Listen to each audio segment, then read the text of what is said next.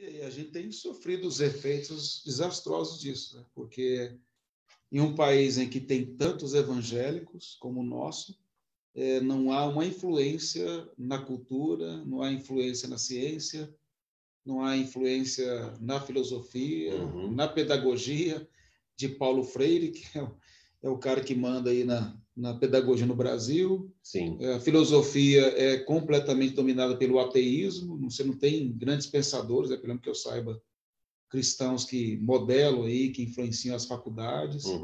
Como você colocou, a música, a arte de modo geral. Aliás, até a visão de arte, né, é distorcida, porque se atribui a arte a cantor apenas, a ator, atriz. Sim. E, na verdade, a visão de arte é artesão, é o cara que faz a obra que fica permanente. O cara é um artista mesmo, que faz uma obra e ela testemunha acerca dele. Então, há um empobrecimento. Mas o que poderia ser feito para... Lógico, não de imediato, isso não seria possível, mas a médio e longo prazo, ter algumas mudanças assim, dessa visão. Olha, algo já vem sendo feito. Eu acho que desde que na última metade, na verdade já quase no final, pelo menos aqui para a gente no Brasil, já no final do século XX, nós começamos a ter uma redescoberta dessa ideia da aliança da criação, né? com os mandatos espiritual, social, cultural. E agora, mais recentemente, essa discussão e ensino sobre cosmovisão. Né? De você olhar o mundo todo sob uma ética, sobre uma ótica, melhor dizendo, cristã. Então, esse é o passo que eu entendo que é o passo positivo. A partir daí, é através do ensino. São os pastores ensinando cosmovisão na igreja, ensinando os crentes que eles não servem a Deus apenas quando estão na igreja e que não trabalham pelo reino apenas pastores e missionários oficiais. E nós trabalharmos, né, e nós temos irmãos trabalhando nisso, em uma escola de fato cristã. Né? Nós sempre tivemos no Brasil escolas de cristãos. Uma diferença grande isso aí. Muito grande. É uma escola, até escolas mantidas por igrejas, mas que a cosmovisão, quer dizer, o material usado, aquilo que era ensinado era absolutamente igual a qualquer outra escola. Só mudar os proprietários. Isso, só o proprietário que muda, o nome da escola. Então, faz uma devocional lá na sala de aula. Algumas, por exemplo, um dos meus filhos estudou numa escola cristã, que um dia ele estava muito preocupado, porque ia ter uma pequenininho ainda, tinha 7 anos, e ele estava preocupado que ia ter que fazer uma prova, e minha esposa falou assim, olha, filho, antes de fazer a prova, você ora. E ele disse, não, mãe, ela não pode orar. Ela falou assim, como assim? Você estuda numa escola de uma igreja, as aulas não começam com oração? Não, lá não tem oração.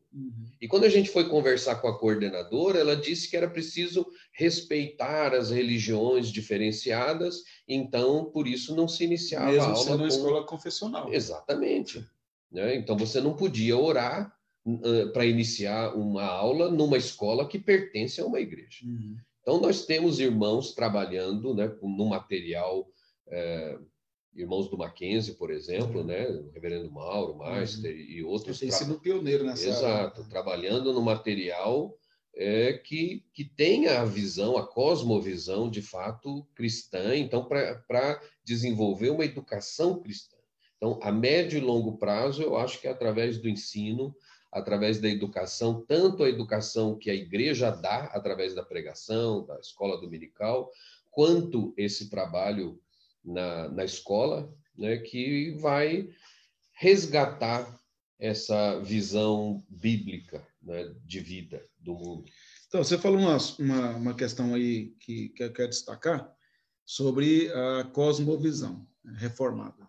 Nós sabemos que ela sempre existiu, porque ela é bíblica. Sim. Porém, nos últimos tempos que mais tem sido escrito, pelo menos publicados, mais livros, né, sobre o assunto, Hoje tem muito livro sobre cosmovisão. O Kuyper já, né, você escrevia bastante sobre isso, mas nesse termo assim é mais recente.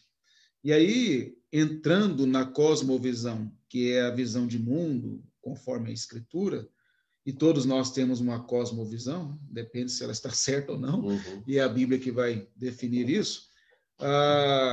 Você falou da questão dos mandatos da aliança, que aí entra na teologia bíblica, né? Não há um problema nos livros de cosmovisão, pelo menos os que eu já pesquisei, que não utiliza muito os mandatos como base diretamente, embora você sabe que eles estão lá, mas parece que não há um trabalho específico nos mandatos da aliança como fundamento da cosmovisão reformada. Parece que não há um lapso aí, um problema, né? Se você pega alguns livros de cosmovisão que tratam da narrativa da criação, por exemplo, como começando por lá, você não, pelo menos o que eu já olhei, você não vê aliás, na verdade, na teologia bíblica mesmo, não tem tanto material sobre mandatos. Não tem. Que é um negócio assim, muito estranho. Se a gente pegar a teologia bíblica, ela... Por exemplo, vamos pegar aí que você é mais antigo que eu. Pouca coisa. A sua formação aqui no seminário já não tinha ênfase na teologia bíblica, né? Não. Era sistemática. Não, sim. E por uma razão, eu acredito, nos anos 80 até os anos 90, início dos anos 90, nenhum seminário sério tinha teologia bíblica. Isso pode parecer estranho, eu dizer, nenhum seminário sério tem teologia bíblica? Sim. Por quê? Porque o primeiro material de teologia bíblica que chegou ao Brasil era neo-ortodoxo, era de linha liberal. Então, havia uma mentalidade no Brasil que teologia bíblica é coisa de liberal. Fundamentalista. Exato, é coisa de liberal. Só nos anos 90, final dos anos 80, né, início dos anos 90, com brasileiros indo estudar nos Estados Unidos para retornar, e aqui nós temos um centro de pós-graduação, só com essa ida é que se teve contato com a teologia, um contato mais direto com a teologia bíblica reformada. E aí nós começamos a ter tradução de livros, né, publicação, o Dr. Van Groningen, ele se empenhou pessoalmente para que o livro dele, né, Revelação Messiânica, fosse publicado no Brasil, veio ao Brasil várias vezes para lecionar. Então, isso começou a mostrar que a teologia bíblica é de reformado, né? Não é liberal. Então, aí, a partir desse momento, então, os seminários começam a ter, inclusive o nosso, começam a ter a teologia bíblica como uma matéria separada. Agora, mesmo na minha época, né, de formação, que não tinha teologia bíblica, o nosso professor de teologia sistemática, a formação dele era teologia bíblica. Então, a teologia sistemática que ele fazia e que ele nos ensinou a fazer era uma teologia sistemática feita a partir da teologia bíblica. Então, o que talvez alguns livros de cosmovisão, eu imagino, talvez eles pequem um pouco, exatamente por trabalhar a cosmovisão em conceitos, né, em sistemas, sem abordar de forma direta, ainda que eu acredite que esses livros de cosmovisão, o resultado final é produto de um trabalho bíblico, mas a ênfase não fica clara, principalmente porque um tema tão importante, tão significativo para a cosmovisão, sob o meu ponto de vista, que é o pacto da criação, que são os mandatos, quer dizer, para mim, a base está aí, né? E por que está aí?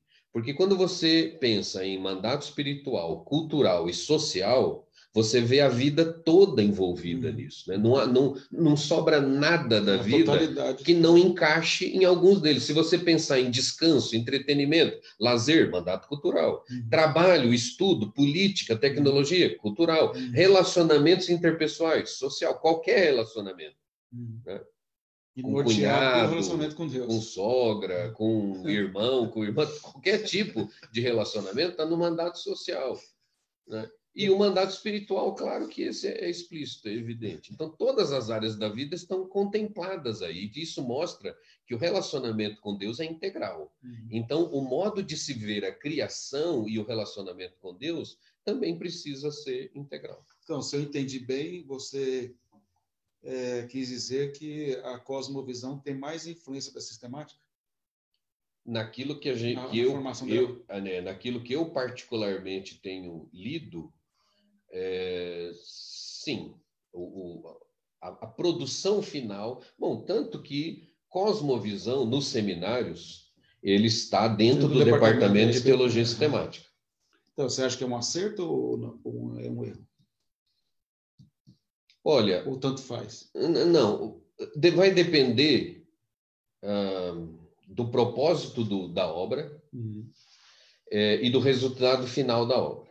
Porque se a obra é um trabalho acadêmico feito para a academia, então você pressupõe que um acadêmico seja capaz de identificar no livro, mesmo trabalhando de forma sistemática, onde é que estão, se há base bíblica para aquilo que está sendo dito.